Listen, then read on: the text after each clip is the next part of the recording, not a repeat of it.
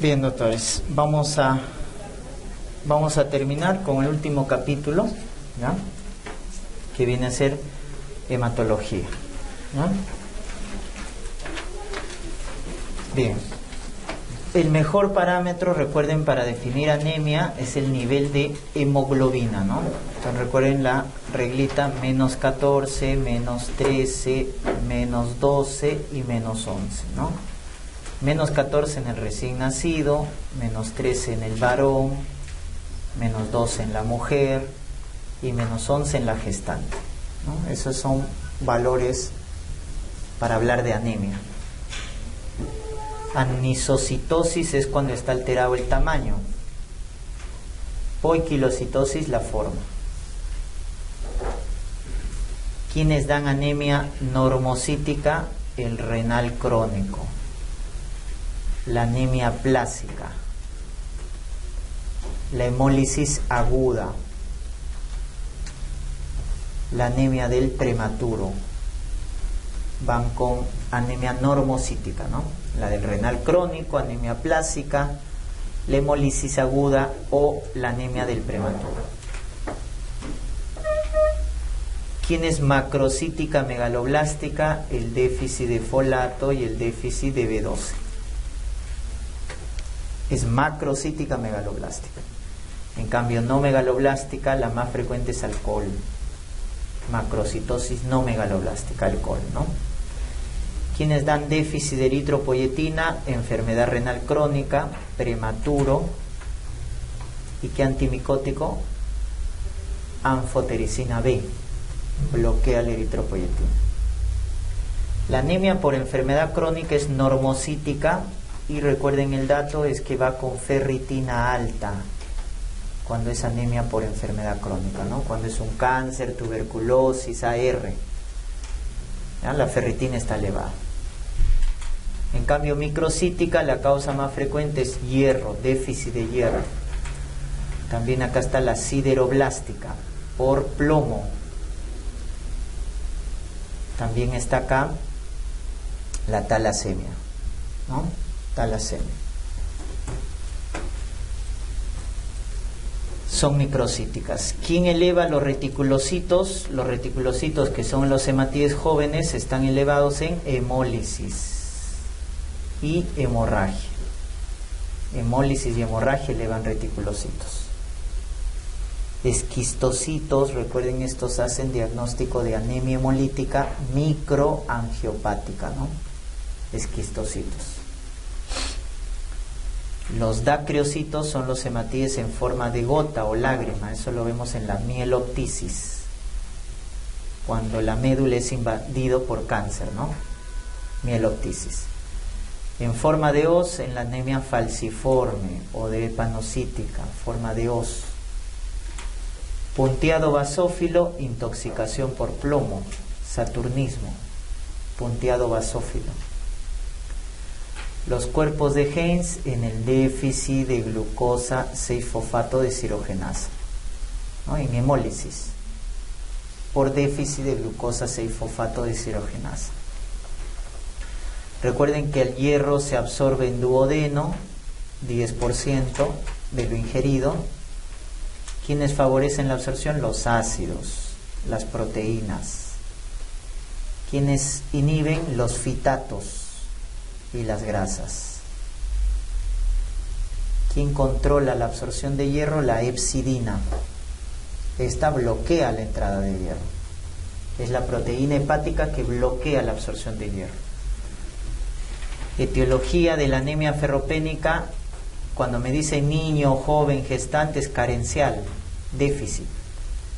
En adulto mayor es sangrado crónico, hemorragia. En adulto mayor, sangrado. En joven, carencial. ¿Qué parásitos pueden dar anemia ferropénica? Uncinarias por sangrado o giardia por mala absorción, ¿no? Uncinarias por sangrado y giardia por mala absorción. Signo específico en los niños, fenómeno de pica o las uñas en forma de cuchara, ¿no? Coiloniquia, el dato específico de ferropenia.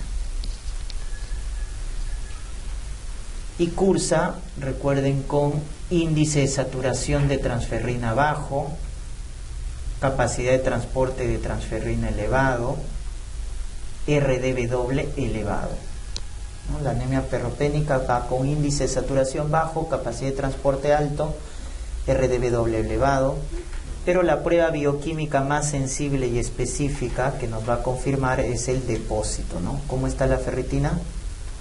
Bajo. La ferritina está bajo. ¿Ya? Otros componentes, los reticulocitos están disminuidos, ¿no? Los reticulocitos disminuidos. El gol estándar aspirado de médula ósea, ¿no? Es el gol estándar, pero basta con la ferritina, ¿no? En niños para el tratamiento es de 3 a 5 miligramos por kilo de peso. En adulto de 150 a 200 miligramos por día, de hierro elemental, ¿no? Dosis en niños de 3 a 5 miligramos y en adultos 150 a 200 miligramos por día. Tiempo 3 a 6 meses de tratamiento. Y evaluamos con reticulocitos. Profilaxis en lactantes de 1 a 2 miligramos por kilo de peso. En gestante ya habíamos dicho 60 miligramos por día, ¿no? Es la dosis profiláctica. El sulfato ferroso que viene en tabletas de 300 miligramos solo tiene 20% de hierro elemental, ¿no? O sea, 60 miligramos. Una tableta de sulfato ferroso proporciona 60 miligramos de hierro elemental. La etiología más frecuente de folato déficit es carencial, en cambio cobalamina es mala absorción, ¿no? ¿Cómo se llama el test diagnóstico de mala absorción? Test de Schilling. Test de Schilling, para la mala absorción de B12. Un vegetariano estricto va a tener déficit de B12, de cobalamina, porque está en origen animal, ¿no? Que altera la síntesis, la carencia de folato, B12, ADN, ¿no? Por eso produce macrocitosis más megaloblastosis, o sea, anemia macrocítica megaloblástica, porque se altera la síntesis del ADN. Fármacos que bloquean el metabolismo del folato, metotrexate, fenitoína. Parásito que da anemia megaloblástica por mala absorción de B12, Difilobotrium latum, la tenia del pescado, Difilobotrium latum. La anemia perniciosa es autoinmune, el anticuerpo más específico es contra el factor intrínseco, el más sensible contra la célula parietal u oxíntica. Y en la endoscopía vamos a encontrar gastritis atrófica, ¿no? Gastritis atrófica. Es la anemia perniciosa. El cuerpo más sensible contra el factor intrínseco, el más específico contra la célula parietal. Neuropatía por déficit de B12,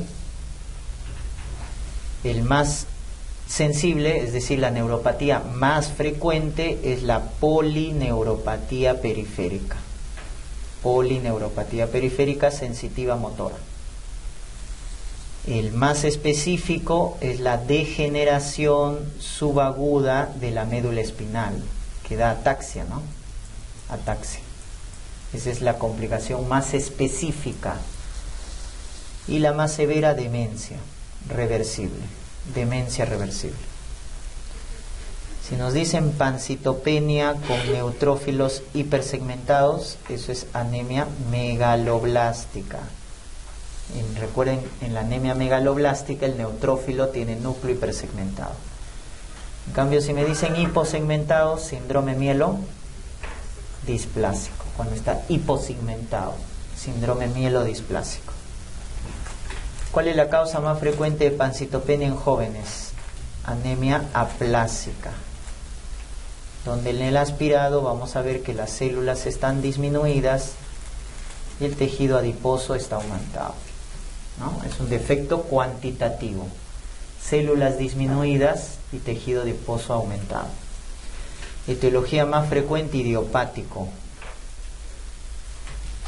Otros tóxicos como el benceno, quimioterapia, parvovirus B19, VIH también puede dar anemia plástica, o antibióticos como el cloranfenicol pueden dar anemia plástica, ¿no? Benceno, quimioterapia, parvovirus B19, VIH, cloranfenicol. ¿Quién da anemia plástica con alteraciones esqueléticas? La anemia de Fanconi.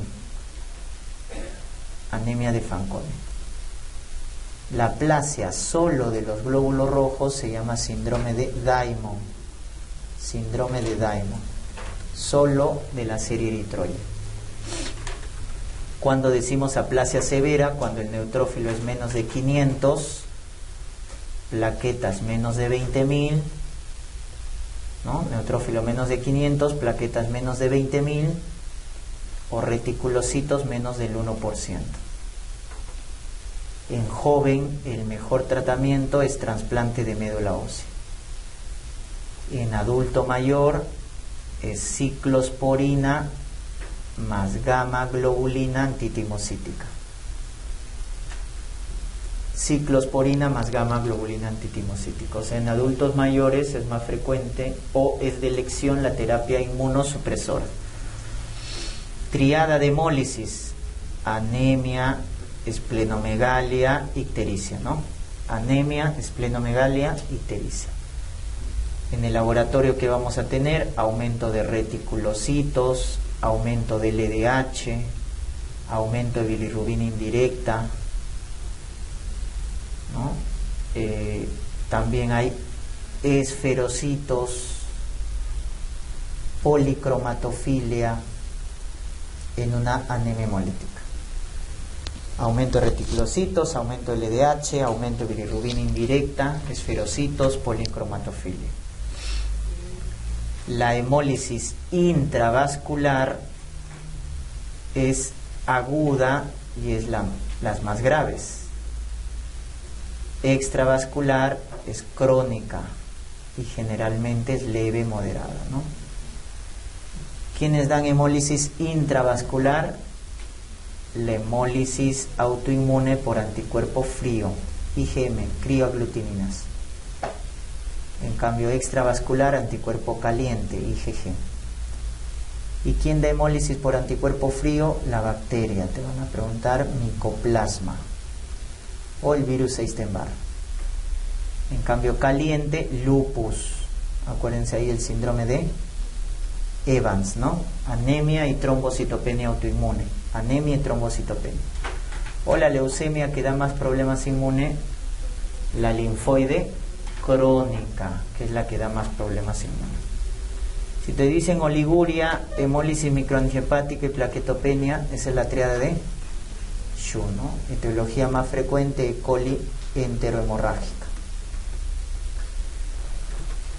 Si agregamos al Shu clínica neurológica y fiebre en un adulto, PTT, ¿no?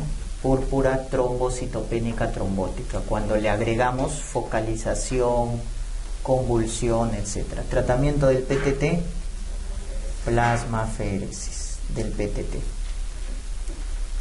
Anemia hemolítica intracorpuscular adquirida, hemoglobinuria paroxística nocturna. Mutación del gen PIG tipo A, ¿no? PIG tipo A, que pierde dos receptores, CD55 y CD59. El glóbulo rojo pierde esos dos receptores. El test diagnóstico específico: test de Ham. Sensible, test de sacarosa para la hemoglobinuria paroxística. Pero el gol estándar es la citometría de flujo, que nos va a confirmar que no tiene esos receptores, ¿no? Citometría de flujo es el gol estándar. Tratamiento: buena hidratación, ¿no? Salud, buena hidratación más anticoagulación, ¿ya? Más anticoagulación. Mutación de la espectrina anquirina es la esferocitosis hereditaria. Clínica: esplenomegalia y forma cálculos, ¿no?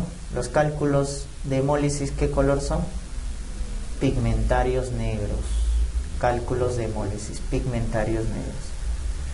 Diagnóstico, test de fragilidad osmótica. Tratamiento, esplenectomía. Hay que sacarle el vaso. Para la esferocitosis, test de fragilidad osmótica y esplenectomía. ¿Qué factores dan hemólisis en la enzimopatía? Fármacos, ¿no? Nitrofurantoína, furazolidona, fenazopiridina, primaquina, o cuando consume habas, ¿no? Eso se llama favismo, o cuando tiene infección, hace hemólisis, ¿ya? Esos son los factores: fármacos, consumo de habas o infecciones, ¿no? ¿Cuál es la mutación puntiforme en anemia falciforme o drepanocítica? Hay un cambio de ácido glutámico por valina. Por eso, al hacer ese cambio de ácido glutámico por valina, en la electroforesis vamos a tener la llamada hemoglobina S. Ese es de la anemia falciforme. Hemoglobina S. Que justamente la anemia falciforme es la que da infarto de vaso en la altura y osteomielitis por salmonela, ¿no? La anemia falciforme o drepanocítica de esta complicación. Tratamiento, fármaco que se da en tratamiento de esta anemia: hidroxiuria. Se utiliza la hidroxiuria en anemia falciforme, que produce infarto de vaso a la altura y osteomielitis por salmonela.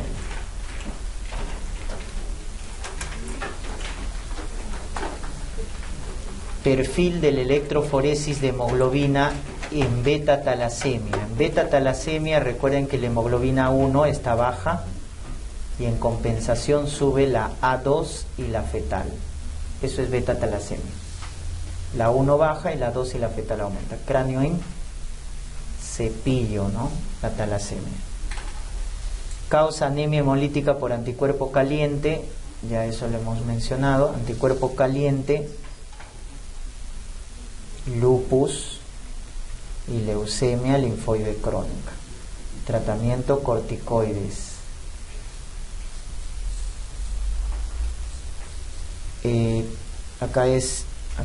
Corrijan, debe ser causa de anemia hemolítica por anticuerpo frío, ¿ya? Y acá está la bacteria, ¿no? Que llamamos micoplasma, hemólisis por anticuerpo frío. Y tratamiento en hemólisis por anticuerpo frío es biológico, rituximab. La hemartrosis es característico de la hemofilia, clínica más frecuente. En cambio, petequias, sangrado y mucosas es problema de plaquetas. Tipos de hemofilia: el más frecuente, el A, por déficit del factor 8. Luego tenemos el B, por déficit del factor 9, o el C, por déficit del factor 11. Pero el más frecuente es el A, ¿no? Déficit factor 8. Tratamiento cuando es leve, moderado, desmopresina. Cuando es severo, es decir, el factor está menos del 1%, concentrado de factor. Cuando es menos del 1%. PTI en niños. Recuerden que en niños es de buen pronóstico el PTI porque es agudo, se autolimita. En adultos cronifica, es crónico. Causa secundaria de PTI, recuerden, está infecciones como por ejemplo VIH, como por ejemplo el Helicobacter pylori, puede dar PTI, lupus, síndrome de Evans, leucemia linfoide crónica. Son causas secundarias de PTI, ¿no? Lupus, leucemia linfoide crónica, VIH, Helicobacter pylori. Si está asintomático, ¿cuándo tratamos? Cuando las plaquetas son menos de 30.000. Así esté asintomático, hay que tratar. En cambio, y el tratamiento es con corticoides, ¿no? El PTI se trata con corticoides. Y si es grave la hemorragia, gamma globulina endovenosa. En casos graves, gamma globulina. Tiempo de sangría elevado, eso es en PTI porque es problema de plaquetas. TPTA prolongado en varón, hemofilia. Se prolonga el TPTA. En mujer, ¿qué debemos descartar si se prolonga el TPT? SAF, ¿no? Por el anticoagulante lúpico. que prolonga el TPT en mujer. Si se eleva el tiempo de sangría y el TPTA, enfermedad de von Willebrand. Muy bien, los dos, von Willebrand. Tratamiento de von Willebrand, crioprecipitado. Crioprecipitado. Cuando se altera todo y el fibrinógeno baja, eso es SEIDE, ¿no? Causa sepsis, DPP o leucemia mieloide aguda. Recuerden, la mieloide aguda da SEIDE. Tratamiento etiológico más plasma fresco congelado. Hay que tratar la etiología y plasma fresco. ¿Cómo se llama la trombocitopatía por déficit de la glucoproteína 1B? Síndrome de Bernard-Soulier, que participa en la adhesión, ¿no? El 1B es adhesión, 2B3A es agregación, tromboastenia de Glassman. Tromboastenia de Glassman. ¿Qué antiagregante baja el tromboxano a 2? Aspirina, ¿no? El ácido acetil salicílico. ¿Quién inhibe el ADP? Clopidogrel. ¿Cuánto dura su efecto de estos antiagregantes? 7 a 10 días, que es el tiempo de vida media de las plaquetas. Pero el antiagregante más potente es tirofiban, que es el que inhibe la glucoproteína 2B3A, ¿no? Inhibidor de la glucoproteína 2B3A, tirofiban. ¿Cuáles son los vitamina K dependientes? El 2, el 7, el 9 y el 10, acuérdense, 2, 7, 9, 10 son los vitamina K dependientes. ¿Con qué hacemos anticoagulación oral inespecífica? Con warfarina, ¿no? Es el anticoagulante oral inespecífico. Por eso controlamos con TP, con tiempo de protrombina. En cambio, ¿quiénes son los directos que inhiben directamente por vía oral? El rivaroxaban y el dabigatran. Rivaroxaban tiene la X porque inhibe al factor X, al factor 10, y el dabigatran B porque bloquea el factor 2. ¿Ya? Dabigatran porque bloquea el factor 2 y rivaroxaban al factor X. Estos son directos y no necesitan monitorizarse. En cambio, la anticoagulación parenteral es con heparina no fraccionada, la inespecífica. ¿Y con qué controlamos heparina? Con TPTA. ¿Quién no necesita control? La enoxaparina, ¿no? La de bajo peso molecular. Esa no necesita control. La enoxaparina. ¿Quién es el inhibidor directo de la trombina? La vivariduina. La vivariduina es el inhibidor directo de la trombina. ¿Y quién tiene menor riesgo de sangrado, de hemorragia? Fondaparinux. Fondaparinux es el que tiene menos riesgo de hemorragia en adultos mayores. Intoxicación por heparina, ¿quién es el antídoto? Sulfato de protamina. ¿Ya? Sulfato de protamina. En cambio, en caso de warfarina, fitomenadiona más plasma fresco congelado, ¿no? Para reponer los factores. Vitamina K más plasma fresco en warfarina. Triada del mieloma múltiple, adulto mayor más anemia más dolor óseo, ¿no? Siempre que le digan abuelito con anemia y dolor óseo, descartar mieloma múltiple. ¿Qué tipo de metástasis hace? Osteolítica. El cráneo en saca bocado, ¿no? Cráneo en saca bocado. Criterios mayores para el diagnóstico: plasmocitos en médula ósea más del 30% en médula ósea. O el componente M, que es las inmunoglobulinas elevadas. ¿Quién es la que más se eleva? IgG, es la más frecuente que se eleva, ¿no? Estadiaje se llama de Dury-Salmón, ¿ya? Estadiaje para mieloma. Y su proteinuria se llama de Benson-Jones, de Benson-Jones, por cadenas ligeras, ¿no? Esto es cadenas ligeras, proteinuria de Benson-Jones. ¿Cómo es el patrón en el proteinograma? Pico monoclonal. pico monoclonal. Y factores de mal pronóstico: aumento de beta 2 microglobulina, disminución de albúmina y falla renal, ¿no? Aumento de creatinina. Aumento de beta 2 microglobulina, baja albúmina o aumento de creatinina son factores de mal pronóstico.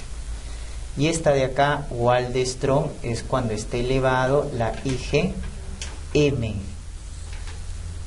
y va con adenopatías y hepatoesplenomegalia. Hepatoesplenomegalia. Es como el mieloma, pero va con elevación de IgM. Y obviamente es diferente al mieloma porque va con ganglios y hepatoesplenomegalia. El mieloma no tiene ganglios.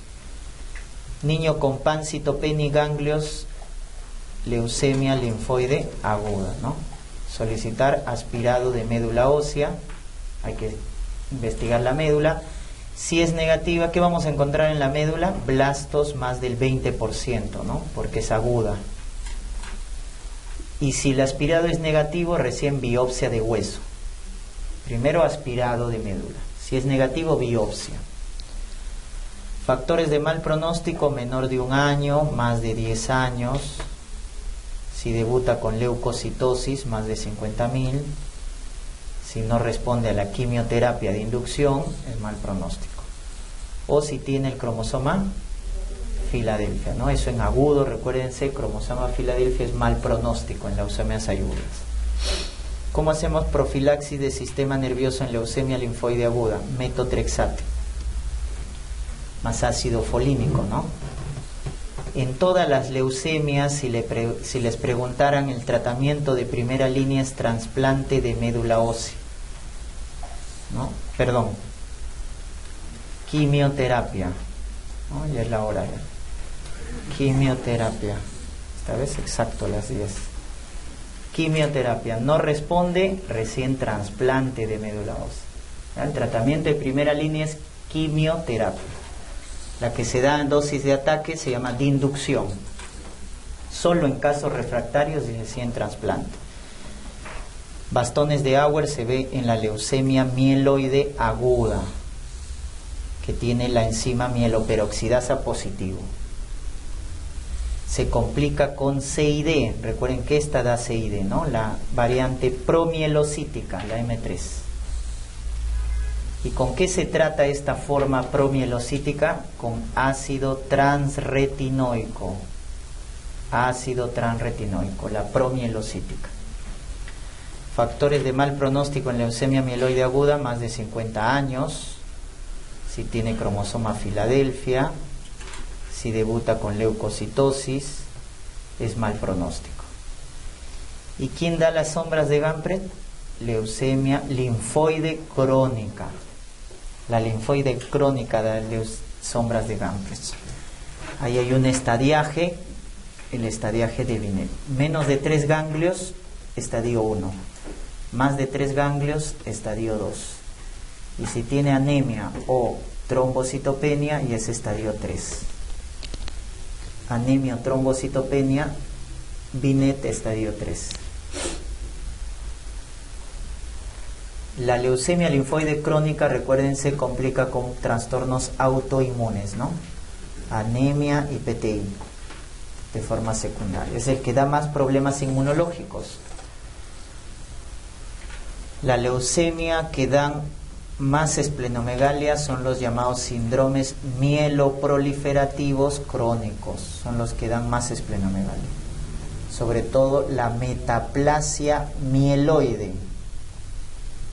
Esta es la que da más esplenomegalia, la metaplasia mieloide. ¿Qué gen está mutado en policitemia vera y trombocitosis esencial? El gen JAK2. ¿Ya? Es la mutación en policitemia vera y trombocitosis esencial. En cambio, en leucemia mieloide crónica, la alteración más frecuente es translocación 922, que es el cromosoma Filadelfia. Esa es su alteración cromosómica más frecuente. Si me preguntaran en cromosoma Filadelfia, ¿dónde está más frecuente? En la mieloide crónica. Y en las agudas da mal pronóstico. Crisis blástica es cuando la leucemia mieloide crónica se vuelve leucemia mieloide aguda. Mal pronóstico. Cuando se vuelve aguda, ¿no? Es crisis blástica. Clínica de leucocitosis masiva, diplopia, priapismo, disnea. ¿Ya? El exceso de leucocitos puede generar esto: diplopia, priapismo o disnea. ¿Con qué trato la leucemia mieloide crónica? Con un inhibidor de la tirosinquinasa, que es el imatinib. Imatinib para leucemia mieloide crónica. Síntomas B del linfoma de Hodgkin: fiebre, baja de peso y diaforesis. Fiebre, baja de peso, diaforesis. Clínica más frecuente: ganglios indoloros, sobre todo a nivel supraclavicular, que es la localización más frecuente. Ganglio indoloro supraclavicular. Histología: esclerosis nodular es el más frecuente, ¿no? El predominio linfocítico, ese es en jóvenes, buen pronóstico. Predominio linfocítico, buen pronóstico. Depresión linfoide es mal pronóstico, ese es en mayores, en abuelitos. En abuelito el linfoma de Hodgkin tiene mal pronóstico porque tiene depresión linfoide. Y célula característica, ¿no? Célula de red Stenberg, que se asocia a virus Epstein-Barr. Signo de Hoster es la intolerancia al alcohol, ¿no? Es el amigo elegido. Pues si toma alcohol le duelen los ganglios. Estadiaje de Ann Arbor por tomografía: el 1 compromete un grupo ganglionar, 2 o más grupos ganglionares es el estadio 2, pero a un solo lado del diafragma, ¿no? A un solo lado del diafragma. Porque si es a ambos lados del diafragma, eso ya es 3. Y cuando hace metástasis extraganglionar es 4. Extraganglionar es 4. ¿Quiénes son los no Hodgkin de alto grado? El de alto grado, a ver, acá es al revés, ¿eh? Este es de bajo grado y el último es de alto grado, ¿ya? Corríjame. El de bajo grado más frecuente es el de células pequeñas. El de bajo grado que está en el estómago es el linfoma tipo MALT. Y el de la piel es micosis fungoide. Esos son de bajo grado. En cambio, de alto grado de malignidad asociado a Epstein-Barr está el linfoma de Burkitt, que se asocia a Plasmodium falciparum también, ¿no? Y en VIH está el linfoma primario del sistema nervioso central, que causa focalización. ¿Ah? Linfoma primario del sistema nervioso central y Burkitt son los de peor pronóstico, ¿ya?